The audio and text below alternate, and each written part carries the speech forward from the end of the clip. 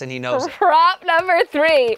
With 2 games left on 2 different networks, we aren't only down to 4 teams, but we're also down to 4 announcers. The NFC Championship is the early game and will be carried as usual by Fox, which means Buck and Aikman, and the late AFC game is on CBS, which means Nance and Romo. The prop: who's the better booth, Joe Buck and Troy Aikman, or Jim Nance and Tony Romo? Oh, Mr. Joe Buck and Mr. Troy Aikman. Come on, who doesn't love these guys? Joe Buck is the son of a legend, and Troy Aikman was born inside the Yes Cerritos Auto Square. I don't know if you knew that, but that's where he was born.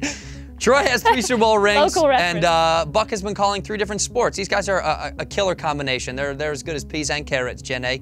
Nance is a god when it comes to calling golf, and Romo's great at predicting plays, but they have nothing in common, these 2 guys, other than the fact they have terrible luck with women. Nance had to pay his ex-wife $1 million a year like a schmuck, and Romo once dated Jessica Simpson. So I don't know if I need to say much more about these 2 guys. Well, also, you know, Joe Buck has been at it for the longest out of all these guys when it comes to just football.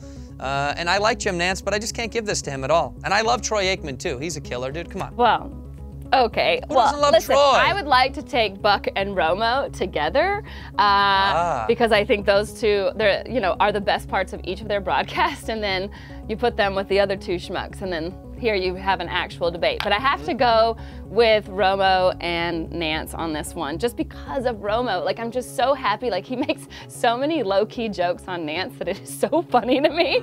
And also, I'm just really excited that he's calling this game this weekend, because we all like to see Romo in the playoffs, and we know that never happened in football. So I think, Buck is great. Like, he literally was so funny on Brockmire. But, when I watch him and Aikman, it's so clear that one of them is drunk and the other one is Joe Buck. I mean, literally, Aikman's face has become redder than your hair, and that is quite Who doesn't like a drunk announcer? May I remind you, Harry Carey, the greatest blackout announcer of all time? I mean, come on. That's a Who healthy didn't argument. love that guy? That's a healthy argument, but I want... Madden?